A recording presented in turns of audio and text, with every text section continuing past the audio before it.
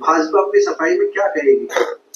देखिए, कांग्रेस जो 10 लाख की चर्चा कर रही है, पहले तो ये उनके हाथ में नहीं है। ये केंद्र के माध्यम से ही कुछ हो सकता है और केंद्र में अभी उनकी सरकार नहीं है। 10 वर्षों से भारतीय जनता पार्टी की केंद्र में सरकार रही। कांग्रेस ने कभी भी इसको 10 लाख किया जाए इसकी मांग को किसी भी स्तर पर नहीं उठाया है, बल्कि कांग्रेस तो ओबीसी के मुद्दों के ऊपर सदैव विरोधी रही है।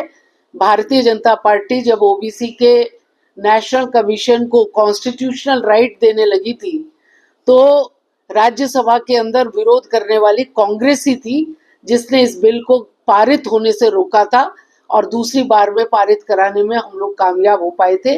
इसलिए उनको तो इन अधिकारों को पूछने की और इनको कहने का कोई अधिकार और हक बनता नहीं है।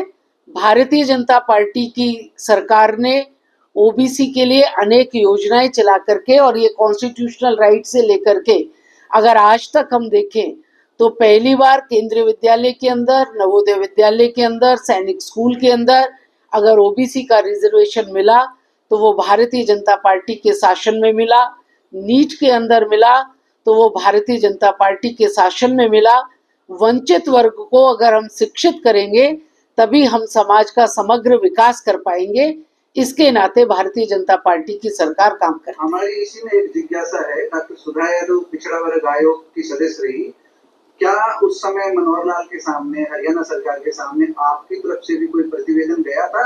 आप जगह जगह गई थी उस दौरान, क्या आपकी तरफ से इस आशय का कोई पत्र गया था कि पिछड़ा वर्ग की जो आय सीमा है उसमें कृषि आय न जोड़ी जाए, सर्विस आय नहीं जोड़ी जाए और इसको 8 लाख किया जाए?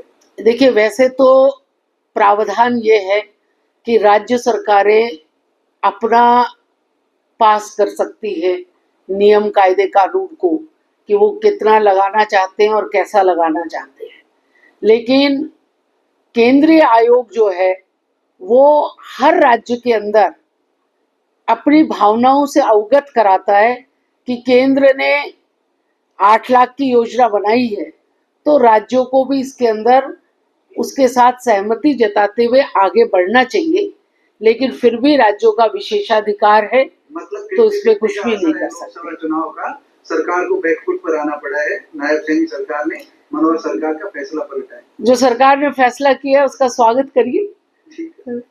डॉक्टर यादव, पोजीशन रह सकती है 5 सीटें गंवाने के बावजूद भी अगर हम विधानसभा की सीटें देखें इस लोकसभा में तो हमने कांग्रेस से ज्यादा सीटों को जीता है इसमें, और मुझे लगता है कि आने वाले चुनाव के अंदर भारतीय जनता पार्टी पूर्ण बहुमत के साथ में सरकार बनाएगी। चुनाव में कहीं से उम्मीद है, रेवाड़ी से भी आपका नाम चलता रहा है? अभी तो विचार नहीं किया और न इस बारे में कोई चर्चा हुई है।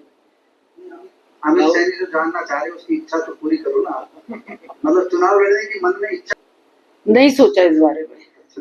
देखिए, पार्टी तो हमेशा सही का ही आकलन करके टिकट देती है, लेकिन फिर भी कई बार परिणाम सुखद नहीं होते हैं और मनचाहे परिणाम निकल नहीं पाते।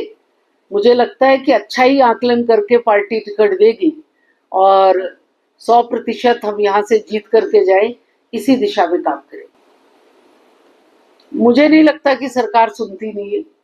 हरियाणा के अंदर भारतीय जनता पार्टी की सरकार ने हरियाणा एक, हरियाणवी एक का नारा देते हुए आदरणीय प्रधानमंत्री जी के उस नारे को सबका साथ, सबका विकास और सबका विश्वास, इसको आगे बढ़ाया है और हर क्षेत्र का समग्र विकास करने में उन्होंने काम किया। रामनिवास सिंह 7 सीटें मांग रहे हैं, अपनी बेटी के लिए मांग रहे हैं। मैं तो चुनाव समिति की सदस्य हूँ, मेरे सामने ये विषय अभी तक आया नहीं है। उन्होंने अभी कहा था अभी कल की मुझे जानकारी नहीं, लेकिन हमारी जो मीटिंग है उसके अंदर ये विषय आया नहीं है। मैडम, आपको लगता है केंद्रीय चुनाव समिति के मेंबर होने के नाते, पार्लियामेंट बोर्ड के मेंबर होने के नाते इस बार आपके सामने काफी सहज स्थिति होने वाली है? अपने होम डिस्ट्रिक्ट से, गुड़गांव से, रेवाड़ी से, महेंद्रगढ़ से कैसे आपके पास लोग पहुंचने वाले हैं, तो उन सब में नामों का चयन करने में कितना सहज महसूस कर पाएंगे आप? देखिए, इन सब की प्रक्रिया तो बहुत तेजी से चलने लग रही है। लगभग सबको ध्यान में आ गया है कि कहाँ पर क्या समीकरण है और क्या कैंडिडेट्स है, तो मुझे नहीं लगता कि कोई बहुत बड़ी कठिनाई आएगी। और सबको साथ लेकर के चुनाव लड़ा जाएगा। मैडम भाजपा कहती है सबका साथ सबका विकास,